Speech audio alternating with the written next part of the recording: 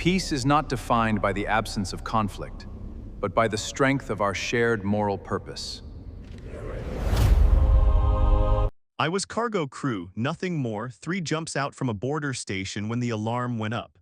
The Kranaki captain who'd hired me went pale before the sensors even finished the scan, and I asked him what was wrong, and all he said was, "One of them is coming through," like that explained anything.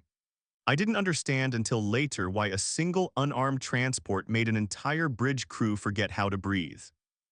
Every species that had ever sat at the Galactic Concord's long table agreed on remarkably little. The Tessari and the Oberon had disputed the same 3 border systems for 4 centuries and would likely dispute them for 4 more. The Kranaki Combine considered the Ashville Dominion's entire economic model an affront to civilized trade, and said so loudly at every joint session either delegation attended. Species disagreed on law, on currency, on the correct temperature for a diplomatic reception, on whether war should ever be formally declared or merely allowed to happen. In 400 years of shared galactic governance, consensus among the seated powers had proven, on almost every measurable axis, essentially impossible to manufacture. There was exactly one subject on which every species agreed completely, instantly, and without a single recorded dissenting vote in the Concord's history. Nobody wanted to provoke the humans. The Concord itself had been built, 4 centuries earlier, out of a simpler and more brutal arrangement, a loose alliance of the era's dominant powers, formed in the aftermath of the Third Tessari War, when the scale of destruction possible between species with jump-capable fleets had finally exceeded what any single power's ambitions could justify surviving. It had grown over the following centuries into something resembling genuine shared governance, though every diplomat who served at its long table understood, privately, that most of its stability rested on a foundation of mutual deterrence rather than mutual trust. Powers respected each other's borders because violating them was expensive, not because anyone had stopped wanting more. Alliances shifted with the currency markets. Treaties were honored until the cost of honoring them exceeded the cost of breaking them, and everyone at the table understood this arithmetic well enough that no one bothered pretending otherwise in private.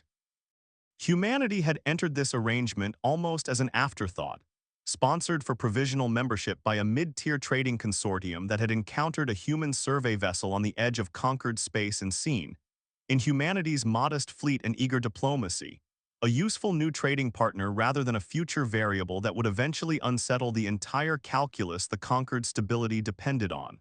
For the first several decades of membership, that assessment appeared entirely correct.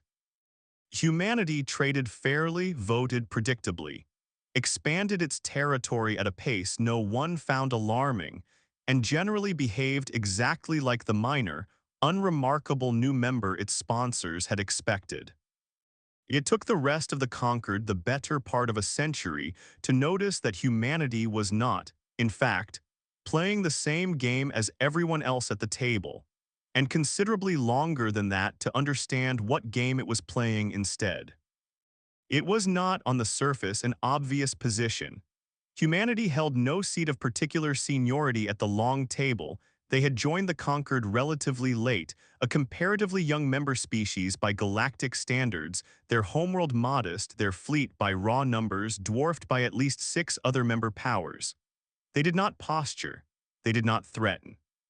In 4 centuries of conquered membership, human delegates had cast some of the most consistently moderate votes on record, favoring negotiated settlement over escalation in nearly every recorded dispute, funding humanitarian relief efforts far in excess of their formal obligations, rarely raising their voice in a chamber famous for shouting.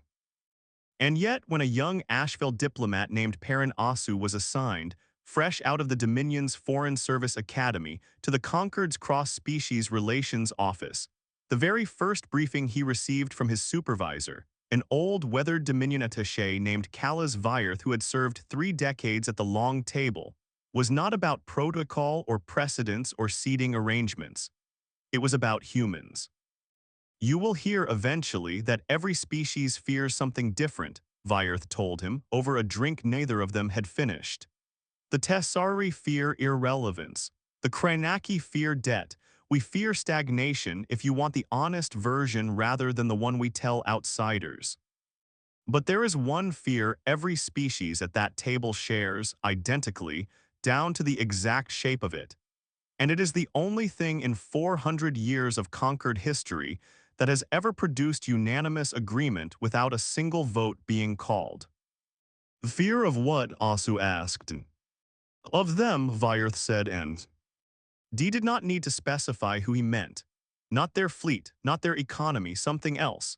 And you will not understand it from a briefing document because every briefing document I have ever read on the subject gets the reason wrong. They write it up as fear of hidden strength, some rumor of a superweapon, some doctrine of overwhelming retaliation nobody has ever actually witnessed. That is what frightened people tell themselves when they don't want to say the real reason out loud. The real reason is worse and much harder to defend yourself against because it has nothing to do with what humans can do to you.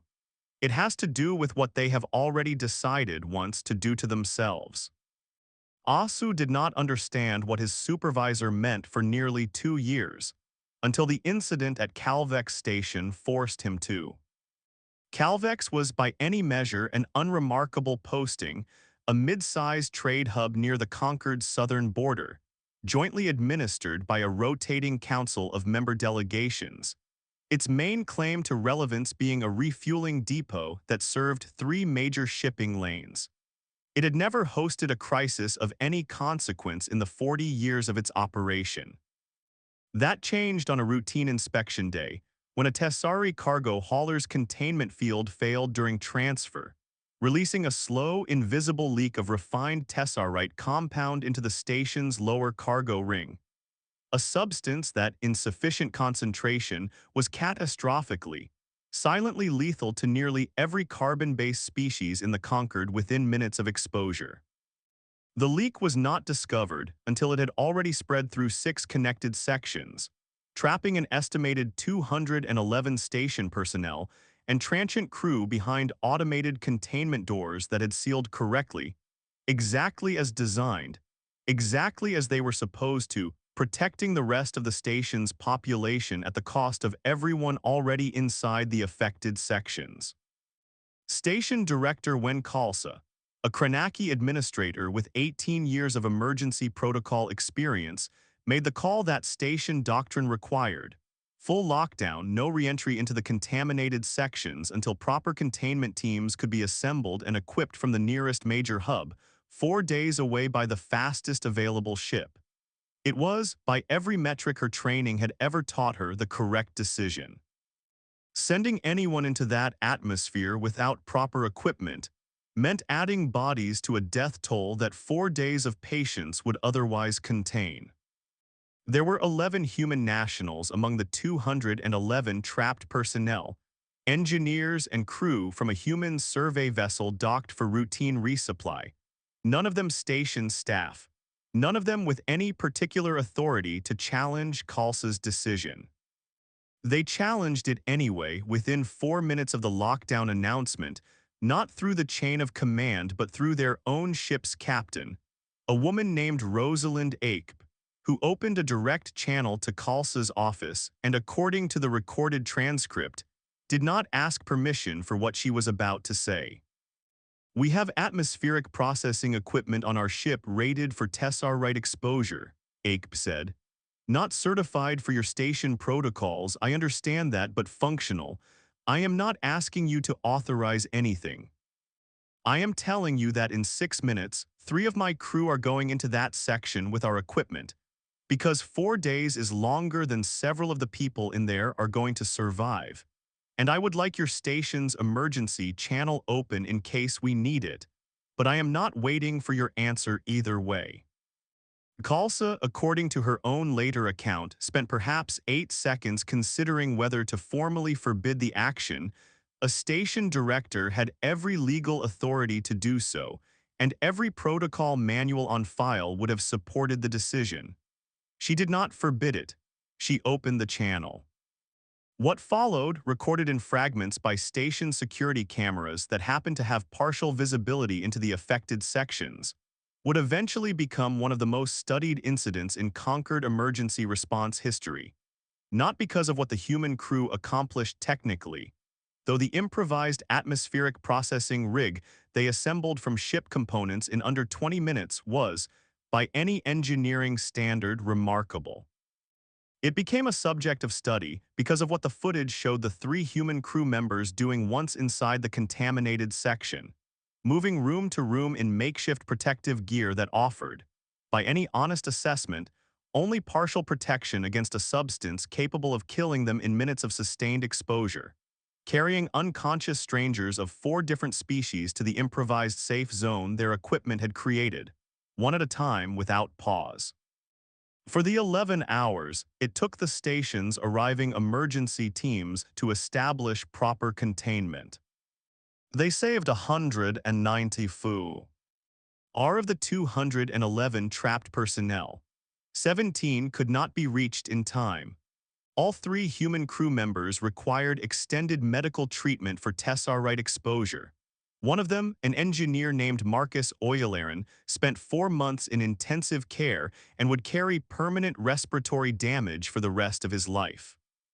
When Perrin Asu, reviewing the incident report as part of a routine Concord safety review 2 years later, asked Oyelaren directly, in a follow-up interview conducted for the review's final documentation, why he had gone into that section knowing the equipment was inadequate. Knowing 4 days was the officially sanctioned defensible wait, Oyelaren's answer took a long time to arrive, and when it did, it was quieter than Asu expected. "I've read our own history," Oyelaren said. "Real history, not the version they simplify for school children.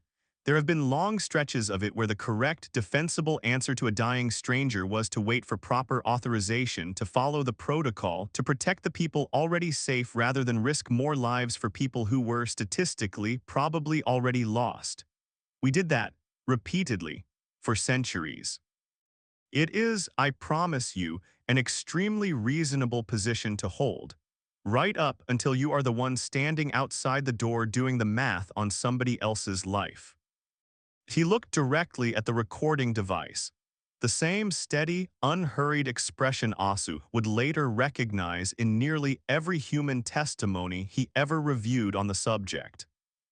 "We decided, a long time ago, after enough of those doors and enough of that math, that we would rather be the kind of people who go in anyway, even when the equipment's wrong, even when the odds are bad, even when every reasonable protocol says wait. Not because we think we're invincible. I have the lungs to prove we're not. We decided it because we know exactly what it costs a species over time to keep being the ones who calculate instead of the ones who go. We paid that cost once for a very long time. We are not interested in paying it again if we can help it."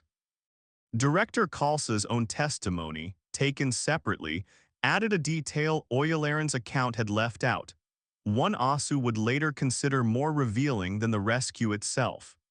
She described the 8 seconds during which she had weighed whether to formally forbid Aku's crew from entering the contaminated section and what had ultimately tipped her decision.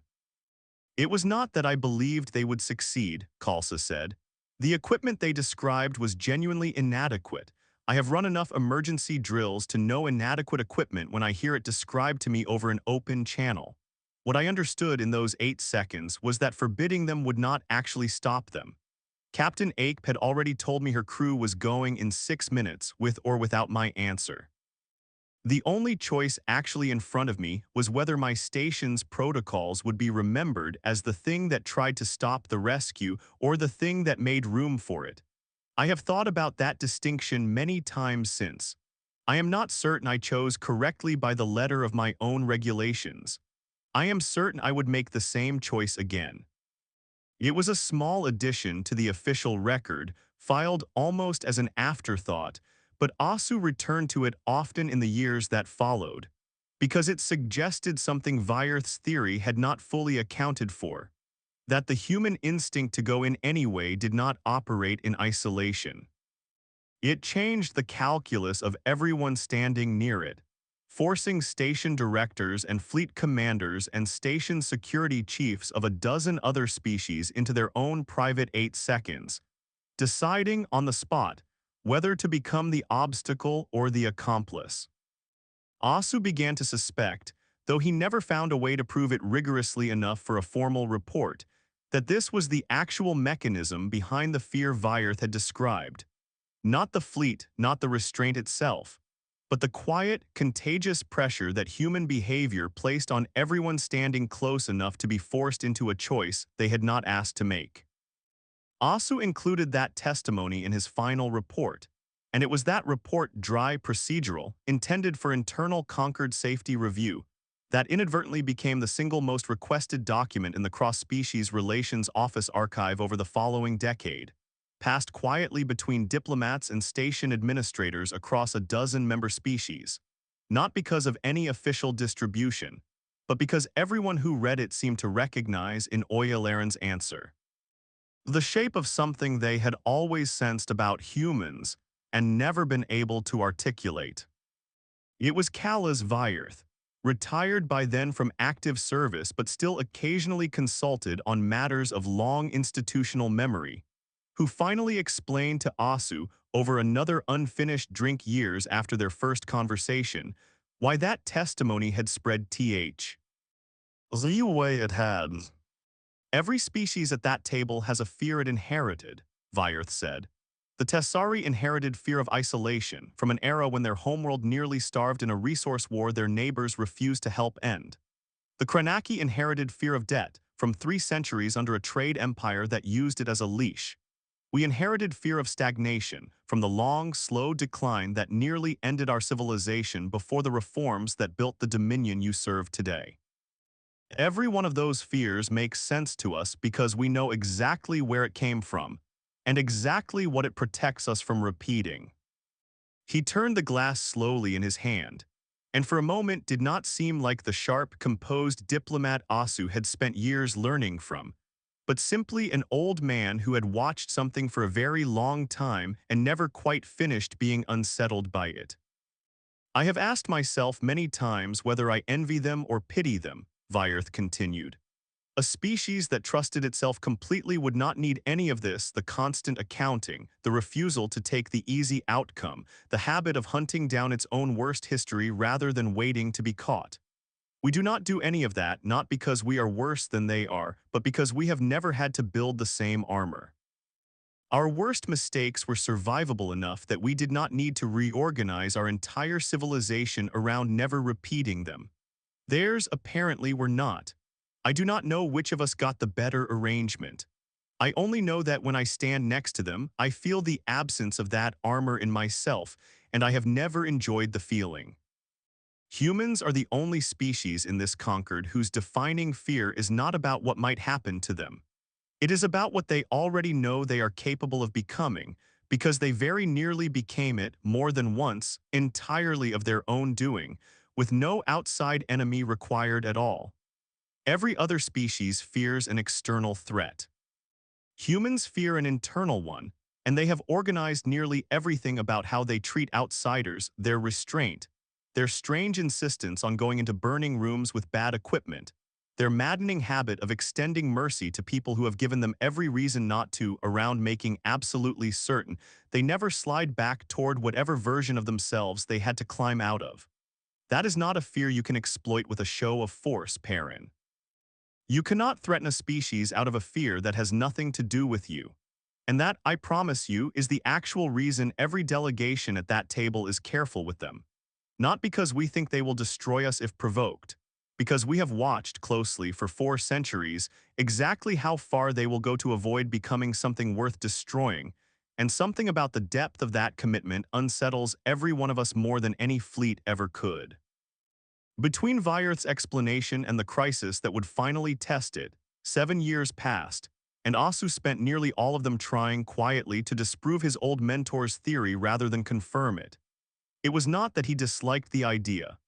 It was that a diplomat who accepts an elegant explanation without stress testing it is a diplomat who eventually gets his government embarrassed in open session, and Asu had no intention of being that diplomat.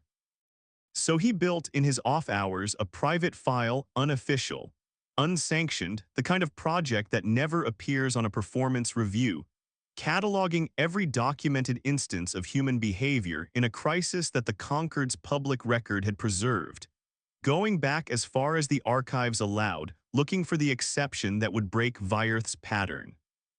He found, instead, a second incident that did not break the pattern so much as sharpen it into something he had not expected. Proof that the restraint Weierth described was not limited to moments of obvious heroism, but extended, uncomfortably, into moments where restraint cost humanity something it clearly did not want to give up. The incident involved a resource dispute at the edge of human-administered space, a system called Perrin's Drift, where an unlicensed Kranaki mining consortium had been illegally extracting a rare industrial isotope from an asteroid field humanity had spent 40 years and considerable expense surveying, licensing, and developing the infrastructure to exploit legally under Concord mineral law.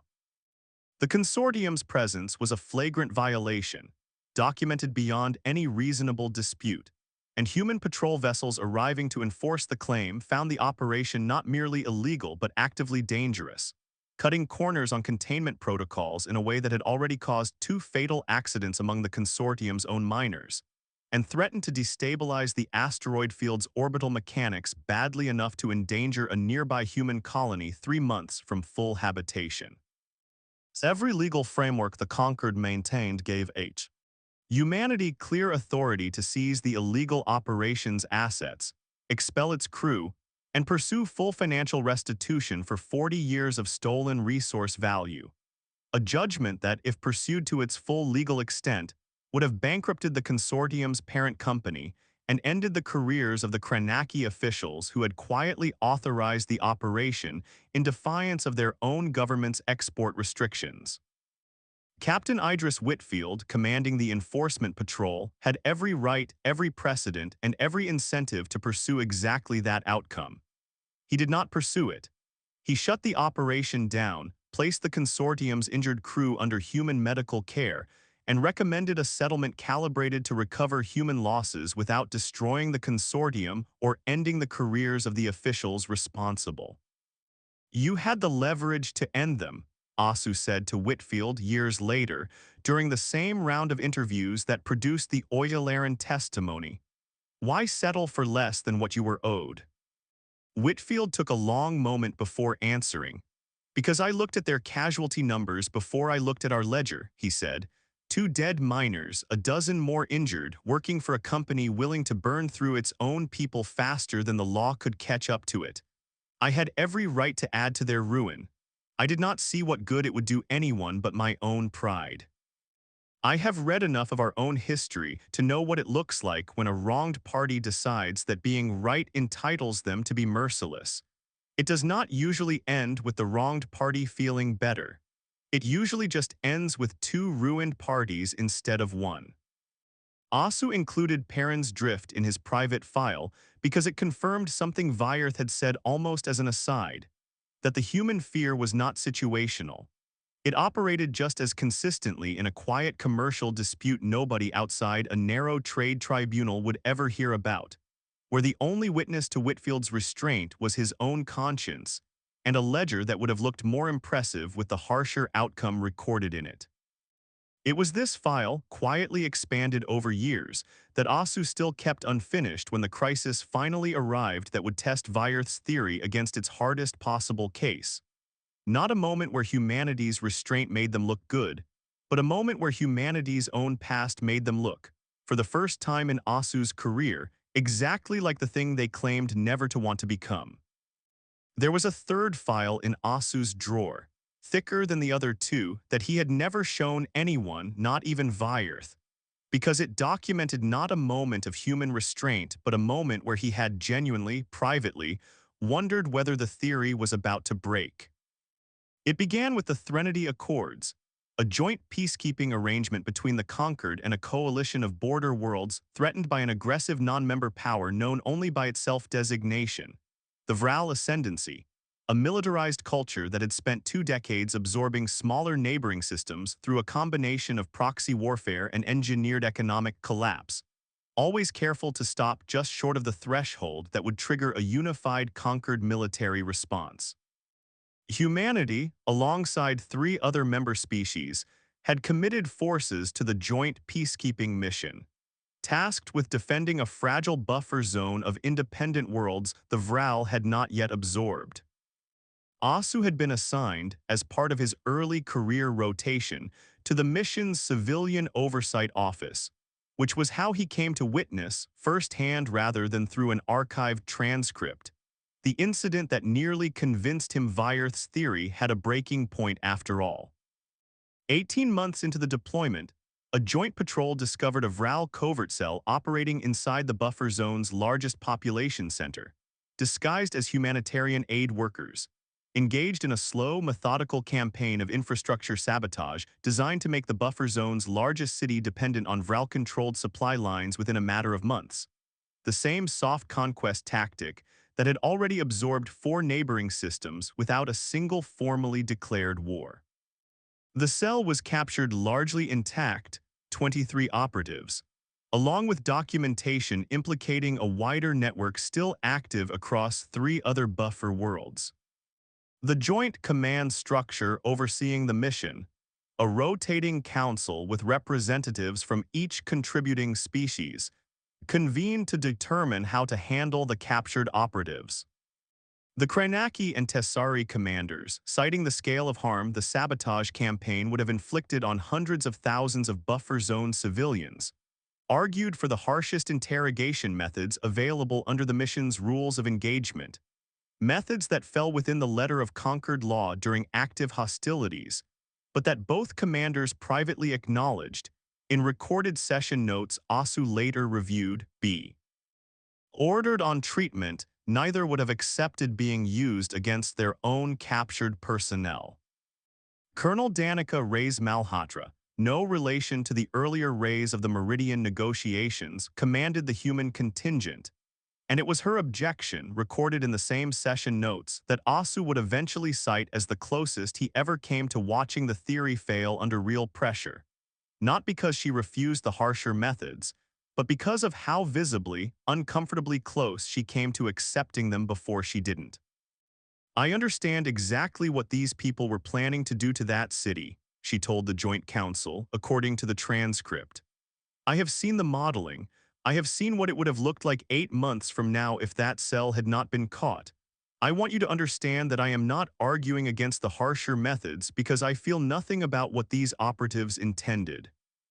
I am arguing against them because I have read enough of my own species' history to know exactly how this decision gets made the first time, and exactly how much easier it becomes to make the second time, and the third, until eventually the harshest available method simply becomes the default method, applied earlier and more casually with each passing crisis that seems to justify it. I do not trust myself, 18 months into a hard deployment with a personal stake in this city's safety, to be the person who draws that line correctly in this exact moment. That is precisely why the line needs to already exist before the moment arrives, rather than being redrawn by whoever is angriest when the question comes up." The Joint Council was not persuaded easily.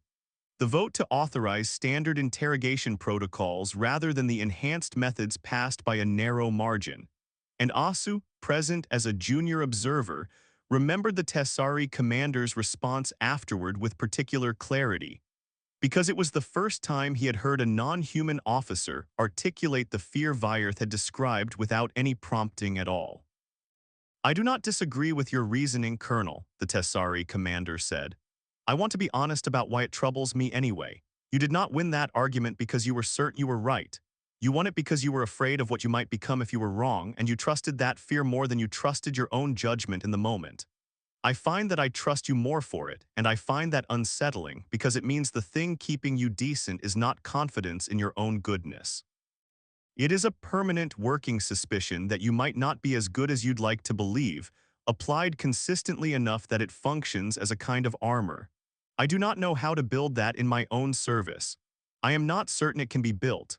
I think perhaps it can only be earned the way your species appears to have earned it, and I am not sure I would wish that particular price on anyone. The standard interrogation, conducted over the following weeks, produced sufficient intelligence to dismantle the wider Vral network across all three affected buffer worlds without a single documented case of the treatment either commander had originally proposed. The buffer zone held. The Vral ascendancy, rebuffed and exposed, shifted its attention to a different frontier for the next several years, and the joint mission was eventually credited, in the Concord's own after-action report, as one of the more successful peacekeeping operations of the decade. Asu kept the transcript of Reyes Malhotra's objection in his private file for years afterward, not because it was the most dramatic entry, but because it was the most honest one. It did not describe a species certain of its own virtue. It described a species that had built its entire ethical discipline around the assumption that it could not fully trust itself, and had turned that lack of trust into something sturdier than confidence ever could have been. The accusation came from an unexpected source, not a rival power looking to weaken humanity's standing, but a splinter faction within the Concord's own judicial committee, led by a Tessari jurist named Havin Rosk, who had spent a distinguished career prosecuting exactly the kind of slow-burning historical grievances that most delegations preferred to leave undisturbed. Rosk had built a case, meticulous and unsettling in its detail, alleging that a human colonial expansion 3 centuries earlier, decades before humanity had even joined the Concord, in the chaotic early period of interstellar settlement, most member species politely declined to scrutinize too closely in each other's histories, had involved the displacement, and in several documented instances the outright destruction of a small, technologically primitive indigenous population on a world humans had colonized without ever detecting, or so the official record claimed, that anyone was already living there. The case, if substant, would not merely embarrass humanity. It would fundamentally undermine the entire moral architecture that Vyerth had described. The idea that humans had built their present restraint specifically as atonement for a darker past, a past they claimed, consistently, to have fully reckoned with.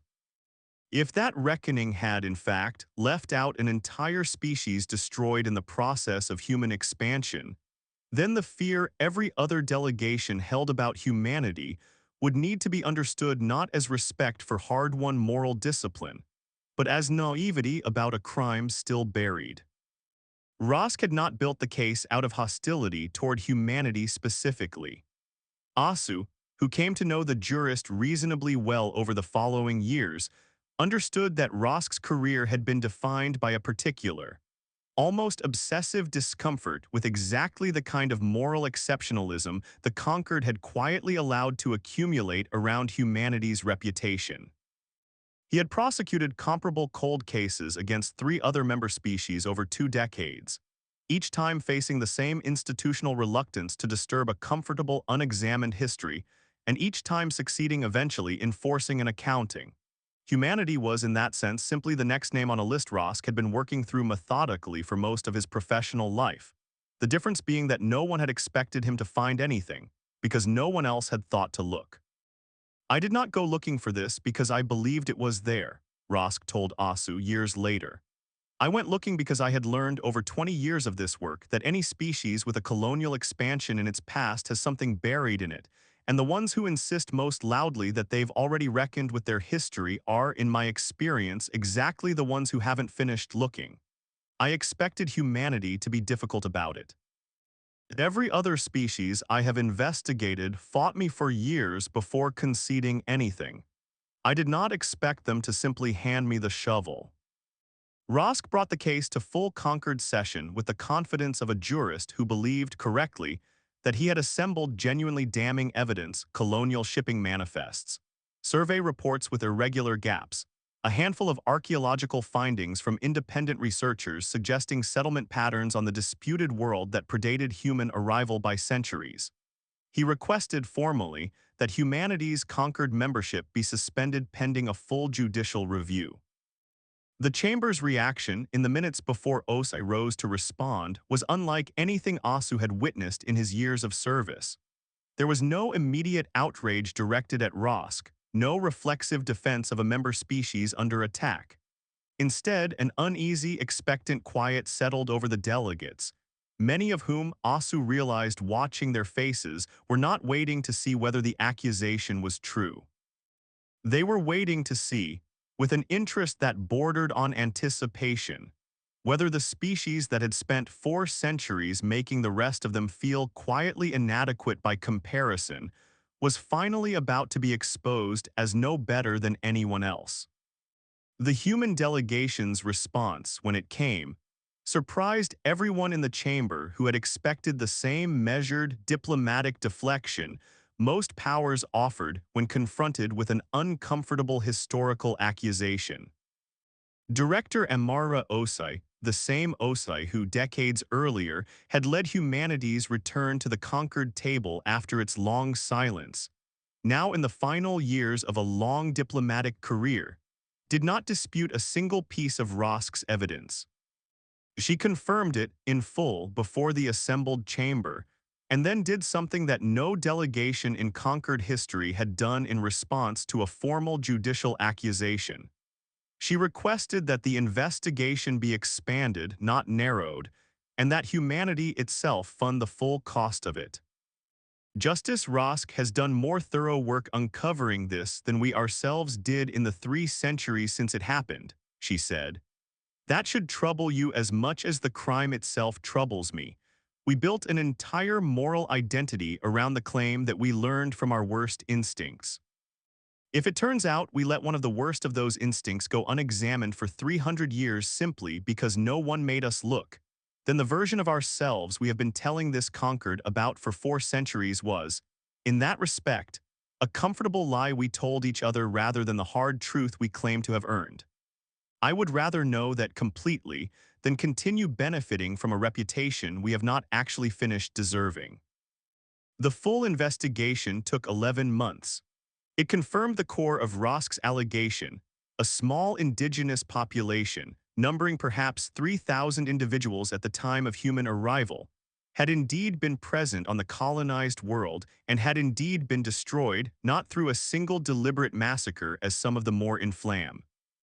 Mattery early reporting had suggested, but through a slower, arguably more damning process of resource displacement, disease, and administrative negligence by colonial officials who had, according to recovered records, suspected the population's existence and chosen not to investigate further because doing so would have complicated an already approved settlement timeline.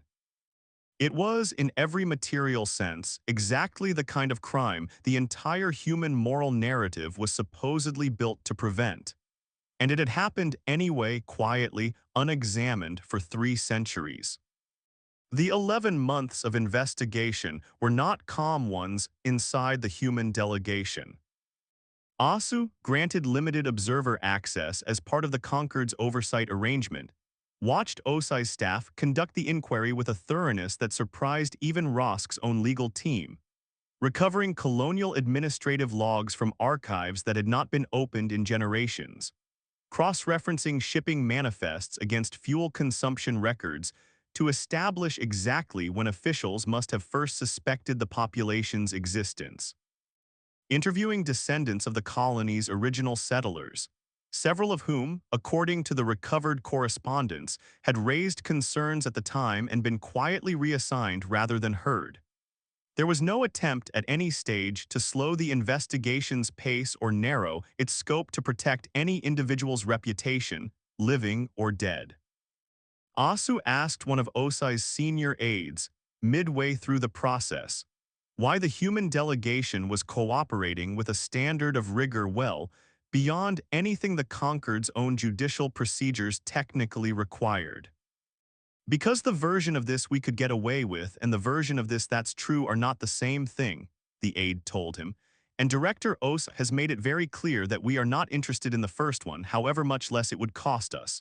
We spent a long time deciding that the only accounting worth trusting is the kind you'd still want on the record if nobody was ever going to check your work. Justice Rosk was going to check our work regardless. That is not really the point anymore.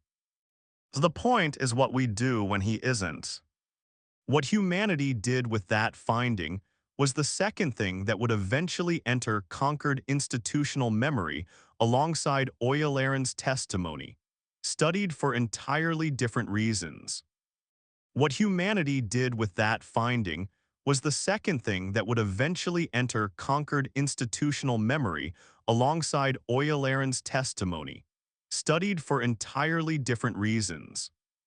There was no attempt to minimize the finding, no diplomatic effort to frame it as a product of a less enlightened era disconnected from the present. Osai, in the formal session convened to receive the investigation's conclusions, stood before the full Concord and did something Perrin Asu, watching from the gallery, would remember for the rest of his career. She read in full, without editorial softening, the investigation's account of what had happened to the colonized population, including details that made several delegates in the chamber visibly uncomfortable. And she did not once ask the chamber's forgiveness or offer justification. "We do not get to claim the restraint we have shown for the last century as proof of who we are," she said, while quietly excluding the 3 centuries before it from the accounting. Justice Rosk's investigation is not an attack on our reputation. It is the correction our reputation required and did not have the honesty to seek out on its own. We are formally establishing a reparative trust for the descendant communities Justice Rosk's team was able to locate in the surviving historical record, funded at a level our own Treasury office will make public in full. And we are inviting this Concord's Judicial Committee to determine, independently of our input, what further accountability measures it believes are appropriate, including, if this body judges it warranted, formal sanction of our Concord standing. We built our present identity on the claim that we know what it costs to look away from our worst instincts. We did look away once for 300 years, and I will not stand here and pretend that a century of better behavior since erases the debt that created. Havin Rosk, the jurist who had built the case, later admitted to Asu, during an interview conducted for the historical record years afterward, that Osai's response had unsettled him more than any defense she could have mounted. "I expected a fight," Rosk said. "I had prepared for one, legal maneuvering historical relativism, the usual arguments delegations use to blunt an accusation like this. I did not expect them to simply agree with me, fund the correction themselves, and invite further sanction on top of it. It made the case harder to prosecute in a strange way because the entire adversarial structure of a judicial proceeding assumes the accused will defend themselves. I had spent a career learning how to dismantle a defense. I had never once prepared for a defendant who declined to offer one." The Concord's Judicial Committee, in the end, did not suspend Humanity's membership. It imposed a formal censure, the harshest measure short of suspension in Concord law, along with an independent oversight requirement on Humanity's ongoing reparative efforts, a judgment that Osai accepted publicly and without appeal, in a session that closed with an unusual silence in the chamber rather than the customary procedural adjournment. It was in that silence, Perrin Asu wrote years later in the memoir that would eventually become required reading in the same diplomatic academy that had trained him, that he finally understood what Callas Vyerth had been trying to tell him decades earlier over an unfinished drink. "Every other species I have studied in 4 decades of Concord service manages its worst history by controlling the narrative around it," Asu wrote. "Humans are the only species I have ever encountered that manages its worst history by actively hunting for the parts of it still hiding, and then punishing themselves for it more thoroughly than anyone else in the room was prepared to. That is not the behavior of a species trying to appear moral. It is the behavior of a species that genuinely believes, at some deep and evidently permanent level, that the alternative, looking away, protecting a comfortable reputation, letting the math of a difficult truth go undone, is the exact first step on a road they have walked to its worst possible end before, and have no intention of ever walking again, regardless of the cost to their own standing in the moment." Every delegation at that table fears them still after everything I have described here. I want to be precise about why, because I do not think I understood it myself until I watched this happen. It is not fear that humans might harm you. In 4 centuries, they have shown remarkably little appetite for that. It is fear of standing next to a mirror that judges itself more harshly than you would ever dare to judge it yourself, and wondering quietly what it would find if it ever turned that same unflinching accounting toward you. Ileana Voss was a junior clerk in the Concord's Public Records Office, 23 years old, filing transcripts from the censure session into the permanent archive on an unremarkable afternoon years after the fact, when she paused on Osai's closing statement long enough to read it twice. She had grown up hearing the same vague cultural shorthand everyone in the Concord absorbed without examining too closely, that humans were dangerous, that humans were to be treated carefully, that something about them made even the oldest and most powerful delegations at the table quietly, permanently deferential in a way none of them could fully explain. She had assumed, the way most people her age assumed, that the reason was something dramatic and half-mythical. A hidden weapon, an ancient atrocity someone had covered up, a fleet nobody had ever seen deployed. Reading the transcript in full changed something in how she understood the shorthand she'd grown up with.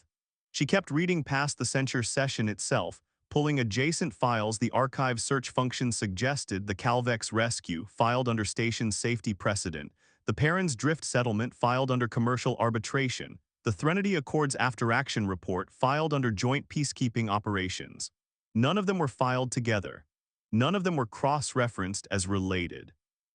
To the archive's own indexing logic, they were 3 unconnected footnotes in 3 unconnected areas of Concord administrative law, scattered across categories that had no reason to ever be read side by side.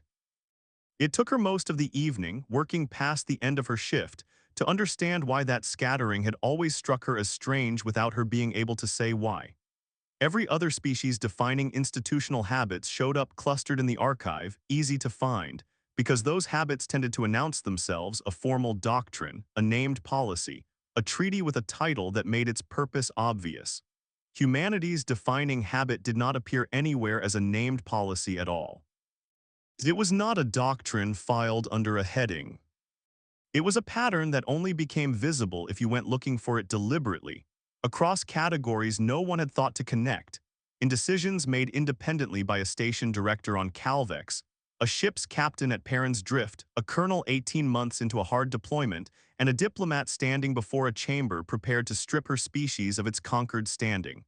None of whom, as far as the record showed, had ever discussed the matter with each other, and all of whom had, when the moment arrived, reached for the same instinct, unprompted, as though it had been built into them long before any of them were born, and simply waited. Quietly, for the moment it would be needed. She thought about Vyerth's old explanation, which she had come across in an unrelated research note weeks earlier, and only now understood the weight of that. The fear was not about hidden strength, but about a mirror humans kept turning on themselves in public. She thought, too, about something the record did not say outright, but that she found herself unable to stop noticing: that every single instance she had found involved someone choosing the harder, costlier, less convenient path, and that not one of them had described the choice as heroic. Khalsa had called it 8 seconds, and a choice about which side of the door her protocols would be remembered on. Whitfield had called it looking at a ledger and deciding his own pride wasn't worth what it would cost someone else. Ray's Malhotra had called it not trusting herself enough to draw a line only she would be drawing. Osai had called it a debt that a century of good behavior did not erase. None of them had called it courage. Every one of them had called it something closer to bookkeeping, a quiet, unglamorous accounting of what they owed and what they were willing to pay, conducted the same way whether an audience was watching or not. Ileana closed the terminal, finally, well past the hour her shift was supposed to end, and sat for a while longer in the empty records office. turning over the strange, quiet discomfort of learning that the thing every species in the galaxy feared about humans was not a secret they were hiding, but a mirror they kept holding up to themselves in public, refusing every excuse to look away from it and daring the rest of the galaxy silently to wonder whether it could survive doing the same, and whether it would even recognize the moment it needed to try.